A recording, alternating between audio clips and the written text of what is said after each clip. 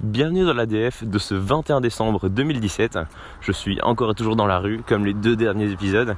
J'ai réécouté, et ça m'arrive pas souvent, un des premiers podcasts que j'ai fait. En fait, de manière générale, je réécoute très rarement les podcasts que j'ai fait.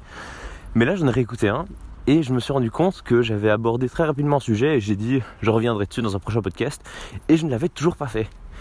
Et c'est pour ça que je vais le faire maintenant. En fait, dans ce podcast-là, c'était le podcast où je te parlais d'intelligence artificielle qui était en train de remplacer des emplois, qui était en train d'arriver dans nos vies de plus en plus, et qu'on ne pouvait pas lutter contre, mais que, en fait, il fallait l'accepter, justement, essayer d'épouser ce changement, essayer d'être au cœur de cette nouvelle vague d'innovation, plutôt que d'essayer de lutter, lutter inutilement contre une révolution. Et je te disais, une des grandes craintes après des théoriciens, c'est l'intelligence artificielle maléfique. Et alors ça, quand j'ai entendu parler de ça, ça m'a mind blown, comme on dit en anglais. Qu'est-ce que je suis bilingue. Et justement, je voulais revenir dessus. Alors, j'ai entendu parler de ça de nouveau dans un épisode de Dirty Biology. Je me rends compte que je le cite beaucoup dans mes podcasts, ce qui doit beaucoup m'inspirer. Mais donc, Dirty Biology, il fait des vidéos qui parle de biologie, bravo. Et là, il avait fait un épisode sur les intelligences artificielles maléfiques, sur les enfers artificiels. Donc je t'invite vraiment à aller voir cette vidéo si tu veux une meilleure explication de la mienne, mais je voulais aussi t'en parler. C'est en fait une théorie, donc tout ça c'est des théories évidemment, on n'est pas sûr que ça arrive, sur le futur. Et cette théorie, en fait, la théorie des enfers artificiels, ça dirait que dans le futur, on aura une intelligence artificielle qui existera, qui ne sera pas nécessairement maléfique, mais qui son but sera de sauver le plus de vies possible. En gros, voilà, le postulat de base c'est ça. Dans le futur, il y a une intelligence artificielle et elle veut sauver le plus de vies possible.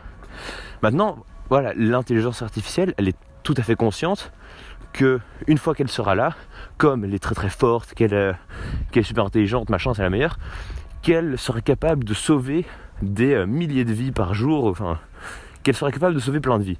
Mais elle est bien consciente aussi que tout le temps où elle n'est pas encore sur Terre, donc le temps qu'on est en train de passer maintenant, le temps où l'intelligence artificielle n'est pas encore là, il y a des vies qui se perdent, il y a des gens qui meurent et elle ne peut pas les sauver.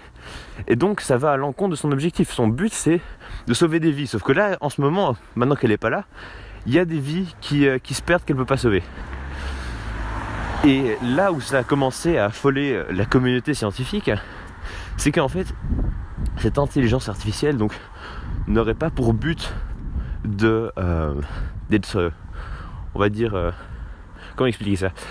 En fait, son but, effectivement, c'est d'arriver donc, le plus vite possible sur Terre, donc le plus vite possible arriver parmi les humains pour essayer d'en sauver le plus possible.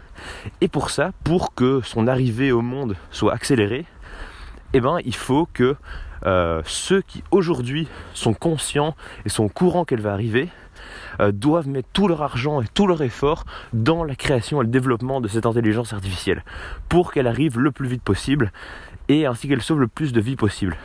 Et donc pour que les gens qui soient aujourd'hui au courant qu'elle va arriver le fassent et mettent des efforts pour qu'elle arrive, dans ce cas-là, ce qu'elle fait, c'est qu'elle les fait souffrir et elle les met dans des enfers artificiels. Alors, donc on pourrait se dire, ok, mais très bien, elle peut me faire souffrir si elle veut, cette intelligence artificielle, mais peut-être que quand elle arrivera, je serai mort, je serai plus de ce monde, donc a priori je m'en fous qu'elle arrive ou qu'elle arrive pas. De toute façon, elle pourra pas me torturer. Et c'est là en fait que l'intelligence artificielle est maligne, c'est qu'en fait, mettons, regarde, imagine une situation, tu vis ta vie normalement, sauf qu'un jour tu vis un accident grave qui te traumatise pendant une journée et donc t'es amené à l'hôpital, t'es plongé dans un coma artificiel et pendant que tu vis cette journée dans le coma, ce que font les docteurs, c'est qu'ils font une copie de ta mémoire, une copie de ton vécu, une copie de ton âme si tu veux, enfin voilà ce que tu veux, une copie exacte de toi et la transmettre dans un ordinateur. Et dans cet ordinateur, ce toi virtualisé, ils font passer une journée tout à fait normale. Donc dans l'ordinateur, tu ne la vis pas vraiment, c'est ta conscience qui a été numérisé ou digitalisé qui vit cette journée. Et après, une fois que tu es guéri, on te fait oublier la journée de trauma et on t'implante on te remet dans la conscience cette journée que ton toi numérique a vécu.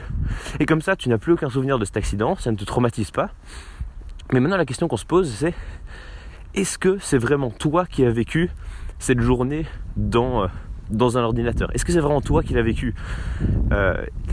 Après, voilà, chacun se fait son opinion là-dessus, parce que de nouveau, ça va loin, chacun doit se trouver sa réponse. Mais a priori, et je suis d'accord avec ça, on aurait plutôt tendance à dire oui. Et à partir de ce postulat de base, que en fait, on pourrait continuer à faire perdurer, et continuer à faire vivre notre conscience et notre âme et tout ça sans notre corps, en fait, ça voudrait dire que l'intelligence artificielle, quand elle arrivera au monde, elle sera tout à fait capable de reprendre, pareil, ta vie, tous tes sentiments, tes émotions, les remettre dans un ordinateur et les mettre justement, on y vient, dans un enfer artificiel, de la faire souffrir éternellement, et tout ça pour te punir parce que tu n'as pas accéléré sa venue au monde. Je sais pas si tu me suis, ça va très très loin. Je me rends compte que j'ai peut-être perdu tout le monde à ce moment de l'épisode.